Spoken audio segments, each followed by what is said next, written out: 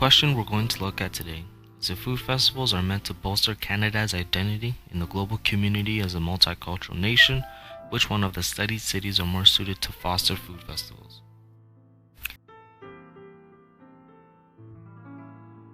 Food festivals can provide a space for people of different walks of life to congregate and foster cultural growth.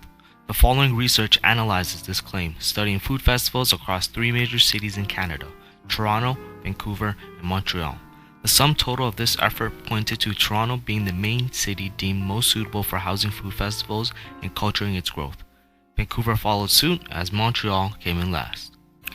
Sharon Zukin dictates that branding and those who create images stamp a collective identity, creating new spaces of public cultures. In essence, the purpose that food festivals set out to do is to disperse their own culture onto the public through food, leading to a broader conversation of multiculturalism.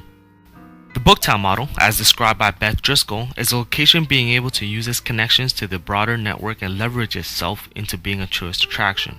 Food festivals have to adapt and offer an experience that the goer would not get at any other location, but at the same time stay true to its respective theme.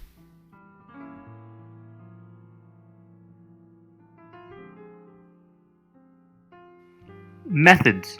As such, to determine the success of the food festivals, the following criteria were decided upon and examined: admissions cost, supplementary entertainment, ethnic themes, and governmental aid.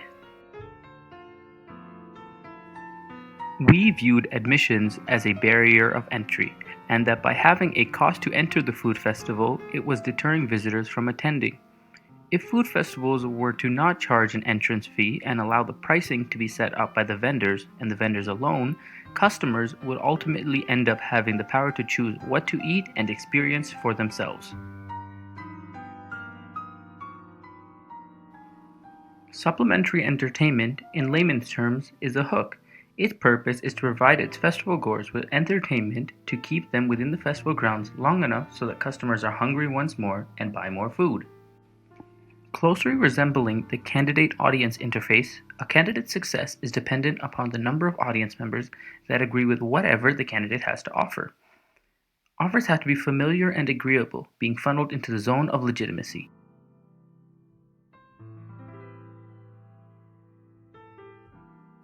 Food festivals decorated with ethnic themes were deemed important, and thus a basis of study because they help to echo the message that Canada is a multicultural nation and one that is proud of its diversity.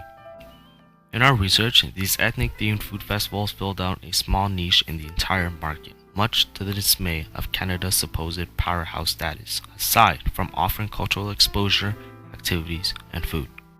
Though being represented in small numbers and lacking resources and infrastructures to be grandiose, Carol and Swaminathan argue that these specialists are less likely to be invaded by the ever-encroaching generalists.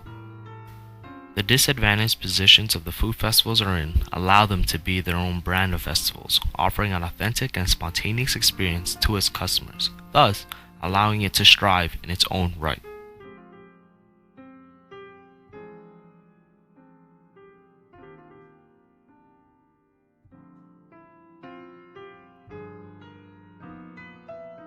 Governmental aid, or sponsorships, usually entail a sense of legitimacy and most of all, validation that a festival can be representative of a city's experience. Beyond the novelty factor, governmental sponsorships allows festival organizers to use that increased budget to brand themselves to new audiences, bring in more vendors, and ultimately attract more visitors. In the instance of Toronto, where we can observe the highest percentage of governmental aid, the municipal government played a hand to aid in marketing to groups that would not have been aware of the festival otherwise. Certain cities can have better infrastructures in place and use its connections to a broader network and leverage itself into being a tourist attraction.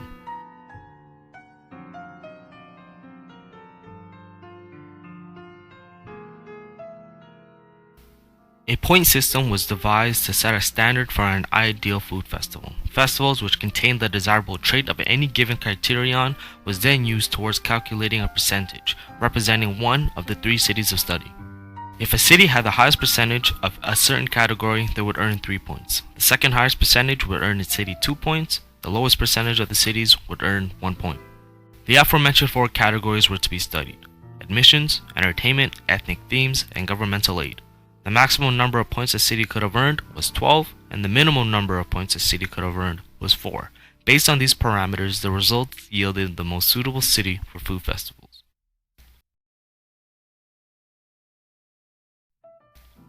Food festivals were selected on a basis of being in the downtown core of each respective city. Food had to be the main focus and draw of any given festival, and restaurant collaborations were denoted, operationalized by restaurants collaborating with one another, wherein customers sign up by choosing a restaurant to eat at, offering a set menu with a subsidized pricing for participating in a festival.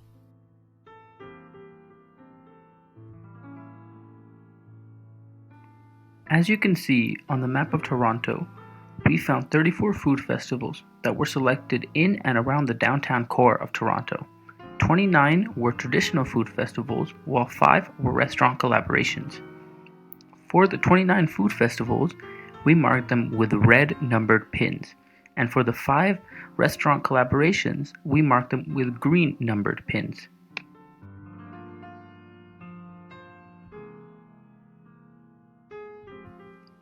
For the map of Vancouver, you can see we found 14 food festivals in and around the downtown core of Vancouver.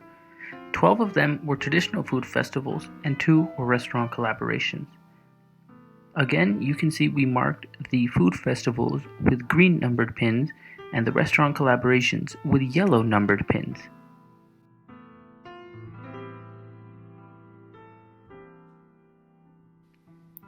For the map of Montreal, you can see we found 10 food festivals in and around the downtown core of Montreal. 8 of these festivals were traditional food festivals, while 2 were restaurant collaborations. You can see on the map we marked the traditional food festivals with red numbered pins and the restaurant collaborations with green numbered pins.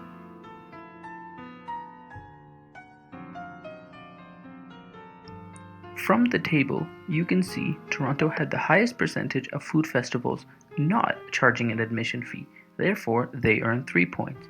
Vancouver was second, so they earned 2 points, and Montreal was last, so they earned 1 point.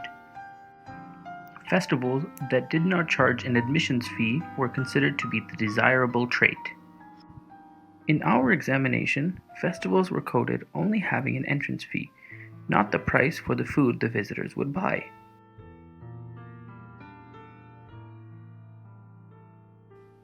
From the table, you can see Toronto had the highest percentage of food festivals offering entertainment, earning them 3 points. Vancouver was a close second, earning them 2 points. And again, Montreal had the lowest percentage of food festivals offering entertainment, giving them 1 point. Food festivals providing entertainment to keep the customers engaged within the festival grounds, providing an enriched cultural experience, was deemed to be the desirable trait. Entertainment, in the case of food festivals, is loose in nature, and we operationalize it as such, ranging from theatrical plays to DJs playing electrical music to a live demonstration of chefs participating in cookouts. They are often supplementary, yet they are considered vital to the festival experience.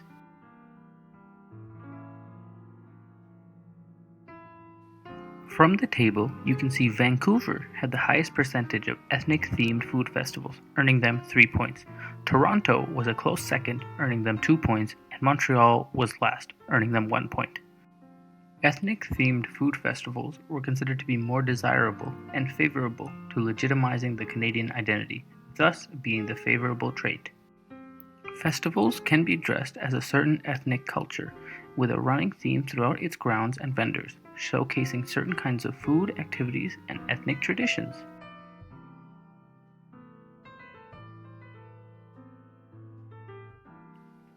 From the table, you can see Toronto had the highest percentage of food festivals with governmental aid, earning them 3 points. Vancouver was second, earning them 2 points, and Montreal was last, with 0 food festivals having governmental aid, earning them 1 point. Festivals that receive sponsorship and aid from the government was deemed to be the desirable trait.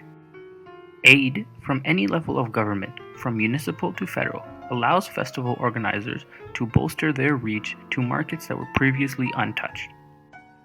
Furthermore, funding from the government allows festival organizers to attract more vendors, thus legitimizing their product.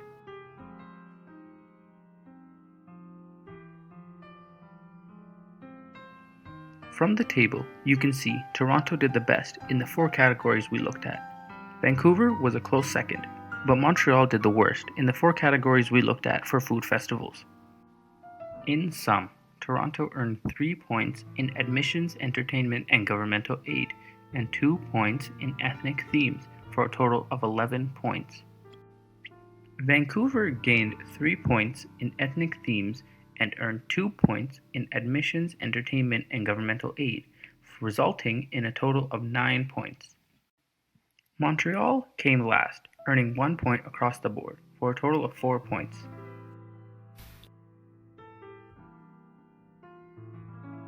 In conclusion, through the study and criteria set out, it can be stated that Toronto is the most desirable city to host food festivals compared to Vancouver and Montreal. By not charging admissions at the door, providing supplementary entertainment to enrich the festival experience, having governmental backing to increase its reach, and providing an adequate amount of diversity in the food culture scene, Toronto trumps Vancouver and Montreal as a city to host food festivals and foster a multicultural value amongst the Canadian people. Regardless if a food festival resides in Toronto or Montreal, we believe that food festivals play an important role in reinforcing the notion that people from different walks of life can learn about different cultures and Canada's multicultural identity in the global community.